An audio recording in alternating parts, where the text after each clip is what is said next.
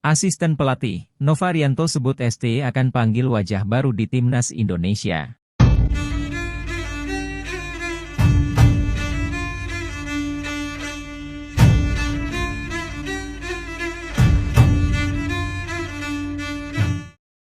Pelatih Timnas Indonesia Shin Tae-yong disebut bakal memanggil pemain baru jelang kualifikasi Piala Dunia 2026 zona Asia. Indonesia dipastikan lolos ke fase kedua kualifikasi Piala Dunia 2026 setelah sukses mencukur Brunei Darussalam dengan agregat 12-0. Indonesia otomatis masuk grup F dan akan bersaing dengan Irak, Vietnam, dan Filipina. Pertandingan fase kedua kualifikasi ini akan dimulai pada November nanti dengan sistem kandang tandang. Asisten pelatih Timnas Indonesia Nova Arianto menyebut ST berencana memanggil wajah baru untuk melengkapi kepingan terakhir sebelum berlaga di kualifikasi. Kalau wajah baru, pemain baru, yang dipanggil pasti ada karena kita akan memantau semua pertandingan Liga 1. Ada beberapa pemain yang masuk radar kami dan akan dipantau kembali dalam kompetisi. Apakah itu akan dipanggil pada periode selanjutnya, November, atau tidak akan kita lihat, kata Nova Arianto, Kamis 19 Oktober. Semua posisi kita pantau yang terbaik dan akan kita lihat apakah pemain-pemain itu bisa sesuai dengan filosofi yang akan dibuat Coach Shin Tae-yong, ujar Nova menambahkan. Indonesia akan melakoni laga perdana grup F melawan Irak pada 16 November mendatang. Pertandingan ini akan berlangsung di Irak, yang hingga kini belum ditentukan lokasinya. Mengacu jadwal yang dirilis FIFA, belum ditetapkan lokasi pertandingan.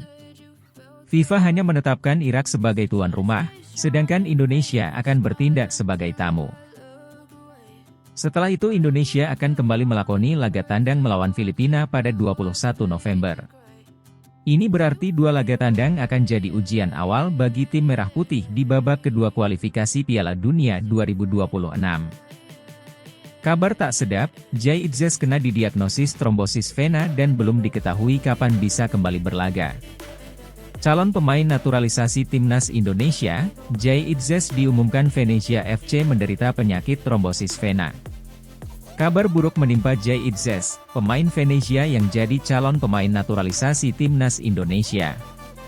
Venezia FC mengumumkan bila pemain 20 tahun tersebut didiagnosis trombosis vena dengan mikroemboli paru. Hal ini diketahui setelah staf medis klub merawat Jay Itzes dalam beberapa hari terakhir. Venezia FC mengumumkan bahwa Jay Itzes menderita trombosis vena dengan emboli mikroparu, tulis keterangan resmi klub. Tindakan staf medis klub memungkinkan untuk mencapai diagnosis cepat dan memberikan terapi yang tepat berkat rawat inap yang dilakukannya dalam beberapa hari di Giovanni Sisi Nursing Home di Monastir, tambahnya. Saat ini Jay Itzes telah keluar dari rumah sakit dan dilaporkan kondisi fisiknya baik. Namun, Venezia FC belum memutuskan rentang waktu untuk ia bisa kembali bertanding di laga kompetitif. Itzes sudah keluar dari rumah sakit dan dalam kondisi fisik yang baik. Waktu pemulihan untuk kembali ke aktivitas kompetitif akan ditentukan pada pemeriksaan medis selanjutnya, tulisnya. Jay Itzes adalah salah satu pemain yang bakal dinaturalisasi PSSI untuk Timnas Indonesia. Bek Venezia FC itu sudah datang ke Jakarta pada 6 September 2023 dan bertemu Ketum PSSI, Erick Thohir.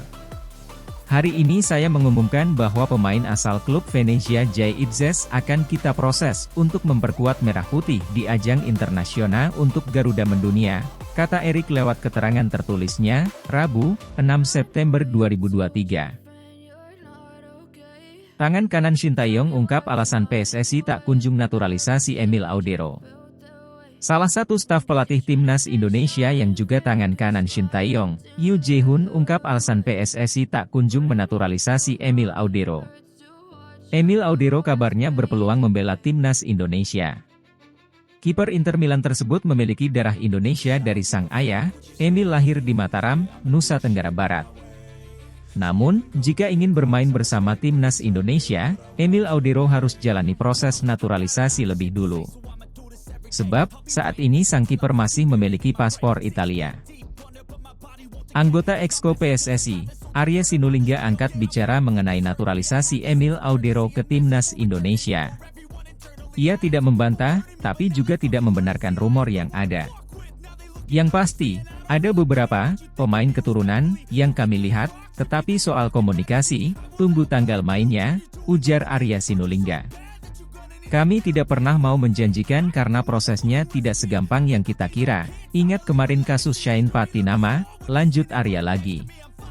Faktanya, salah satu staf pelatih timnas Indonesia, Yoo Jae-hoon juga mengaku pihaknya belum memerlukan jasa Emil Audero. Baru-baru ini, Yoo Jae-hoon mengunggah potret timnas Indonesia saat rayakan kemenangan atas Brunei Darussalam, dan lolos ke tahap kedua kualifikasi Piala Dunia 2026.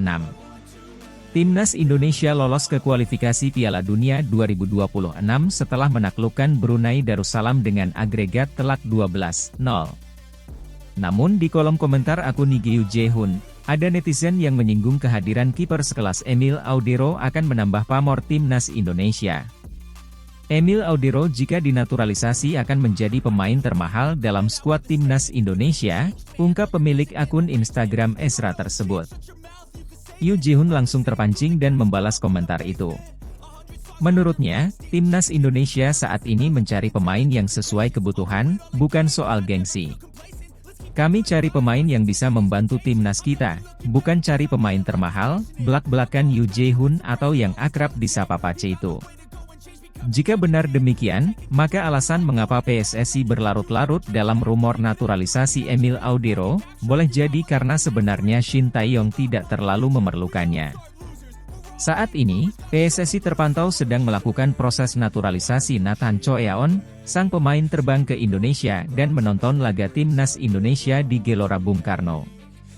Nathan Choeaon bahkan sempat bicara dengan Presiden Joko Widodo. Hal ini juga menegaskan bahwa PSSI serius memproses naturalisasi pemain Swansea City tersebut. Nathan dikenal sebagai seorang bek kiri, tapi mampu bermain sebagai bek tengah maupun gelandang kiri, menambah fleksibilitas timnas Indonesia saat menghadapi berbagai lawan. Shin Tae-yong taruh perhatian khusus ke Irak ketimbang Vietnam dan Filipina. Shin Tae-yong langsung memfokuskan timnas Indonesia untuk bersiap berlaga di putaran kedua kualifikasi Piala Dunia 2026, khususnya saat bertandang ke Irak, November mendatang. Timnas Indonesia dihadapkan dengan dua laga tandang pertama yakni melawan Irak, 16 November 2023, dan Filipina, 21 November 2023, pada putaran kedua kualifikasi Piala Dunia 2026. Pelatih timnas Indonesia, Shin Tae-yong mengindikasikan lebih menilai spesial Irak ketimbang Vietnam dan Filipina. Irak, ranking 69 FIFA, adalah calon lawan pertama yang akan dihadapi juga tim terkuat di grup F. Shin Tae-yong menaruh perhatian lebih ke Irak sampai mengirim tim analisnya ke laga tim berjuluk Negeri 1001 malam tersebut. Shin Tae-yong sendiri sadar timnas Indonesia masih di bawah level Irak. Untuk itu ia mengingatkan para pemainnya agar tampil berani dan percaya diri dalam laga tandang November 2023 mendatang.